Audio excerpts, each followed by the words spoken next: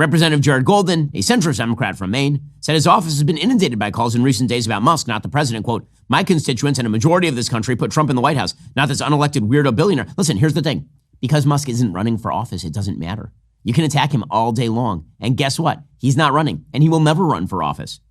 The only question for Trump is going to be, do you like the changes that are being made? And it turns out the vast majority of Americans do not want to spend billions of dollars on transing the kids in Ethiopia. That is not something that they are interested in doing. You know who understands this is David Axelrod, the former Obama advisor.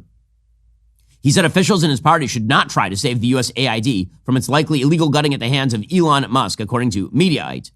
The strategist told Politico his party is walking into a trap. He says, man, Trump will be well satisfied to have this fight. When you talk about cuts, the first thing people say is cut foreign aid. Rahm Emanuel, former Obama chief of staff, said, quote, you don't fight every fight. You don't swing at every pitch. My view is, well, I care about USAID. That's not the hill I'm going to die on. But Democrats are going to die on these hills because they have no hills that they can die on. This is the dirty secret. Democrats don't have defensible ground.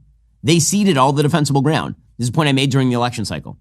Donald Trump occupies the mainstream middle of American politics.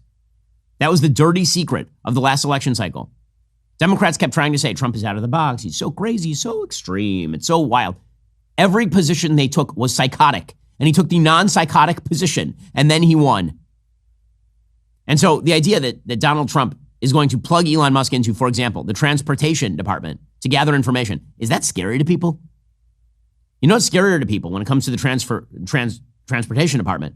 That you put in charge, Democrats, Pete Buttigieg, because he liked choo-choo trains, and then he went on paternity leave for months without notifying anybody and couldn't be bothered to visit East Palestine, Ohio. That was weird. Plugging Elon Musk in there to clean the place out, that's not all that scary. Secretary Sean Duffy said, quote, big news, talk to the DOGE team. They're going to plug in to help upgrade our aviation system. And Democrats are pretending that they're freaking out about this. I have a question. What is freaky about this? You mean some of the most technologically sophisticated people in all of the world are going to be plugged into our transportation system as opposed to using computers from 1982? Wow, that sounds absolutely terrible. Again, Democrats have boxed themselves in. They've painted themselves into a corner. There is no issue on which this is more true, more obviously true than on the trans issue. There is no issue on which this is more true. Again, the Daily Wire fought a pretty lonely fight in the early days of this issue. Many conservatives and many Republicans were like, why are we even fighting this? Let's just be nice. Just be nice. Why are you even making a big deal out of this? What difference does it make if a man wants to be called a woman? And some of us at Daily Wire said no. We said no from day one, and we've been saying no consistently for over a decade at this point. And now we win, and you lose, and Democrats lose. Yesterday, President Trump signed an executive order keeping men out of women's sports. The argument is that this is a revision of the Biden administration's interpretation of Title IX. Title IX, the 1972 civil rights law, prohibits sex discrimination in educational programs. The whole purpose of Title IX was to protect things like women's sports. The reason you have separate women's divisions is because of Title IX. And so the administration said the obviously true thing. Men should not play in women's sports. That is a form of discrimination. In 2023, the Biden administration proposed a rule change that would prevent schools from categorically barring trans athletes from teams that match their gender identities. They called that a violation of Title IX. And Trump was like, no, sorry, that's stupid. The answer is no. The answer is no. Now, Democrats are like, why is this even an issue? I mean, there are only 10 publicly identified athletes at the collegiate level who are identifying as transgender. That's not the point. On a principled level, no one is in favor of this. According to CNN, 79% of Americans, 79, oppose men in women's sports. This is an 80-20 issue, and somehow Democrats insist on taking the 20, which means Trump is going to take the win. So here he was yesterday. Again, you want to make the claim that Donald Trump is against women and girls? I challenge you with this picture. There is no way for this optically to be a loss for President Trump. You're the morons who decided to take the side of a hulking dude in a dress over this conglomeration of women and girls. Here is President Trump surrounded by young female athletes ranging from probably ages 7 all the way on up to college age and post-college age. Here he was signing the executive order yesterday. Secret Service is worried about them. If we have to worry about them, we have big problems. Okay, do you want to do this? Watch what I do, and then I'm going to give you some pens, okay? Are you ready? What a nice picture this is, huh, Governor? You ready? We'll do a good job. Wait, let me press that. I want to make this a really good signature because this is, this is a big one, right?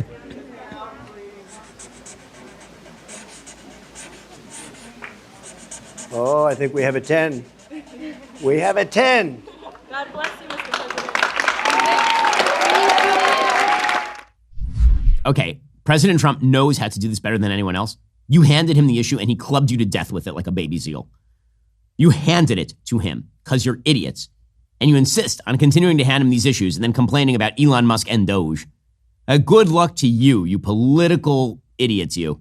We'll get to more on this in just 1 second. First, as social unrest escalates and crime rates climb, securing the safety of our families is now more crucial than ever. Now, I'm about as pro-Second Amendment as it gets, but the thought of using lethal force is not ideal for everybody, which is why you need to check out Byrna.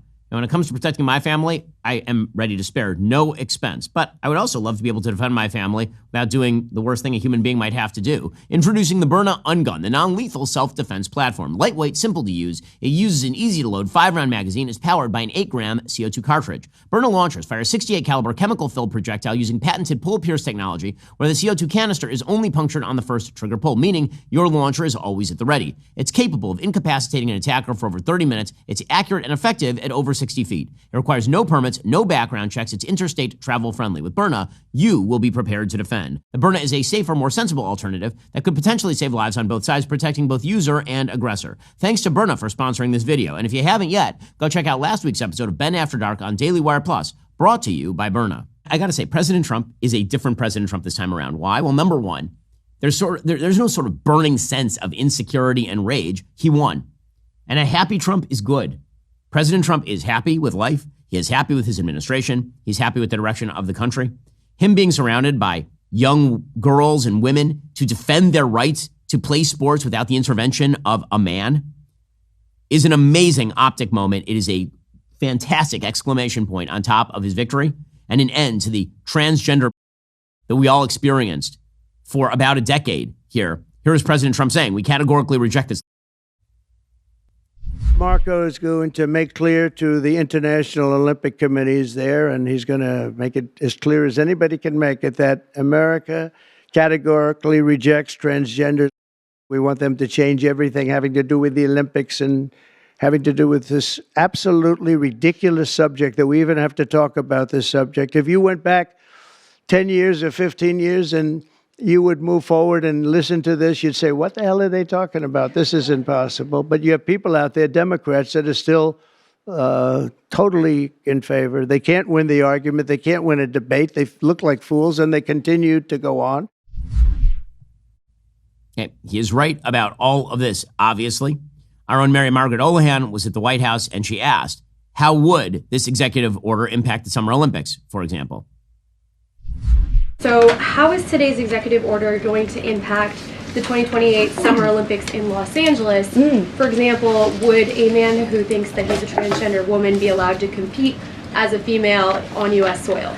It's a very good question, and the president has actually mentioned this, that he does expect the Olympic Committee and the NCAA to no longer allow men to compete in women's sports. And I think the president, with the signing of his pen, starts a very public pressure campaign on these organizations to do the right thing for women and for girls across the country. Again, this is an incredibly popular position. There have been many notable female athletes who have had the courage to speak out against some very powerful institutions in this country. They deserve to have a voice and a say. The president is bringing their voice to the highest level at the White House this afternoon, and he expects these organizations to comply with this federal executive order that he'll be signing today. Speaking of which, Mary Margaret joins us on the line right now. She's our White House correspondent, of course. So, Mary Margaret, you were present at the White House yesterday. The president signed an executive order that basically said that men no longer get to play in women's sports. What was that like? It seemed like a pretty amazing optic moment.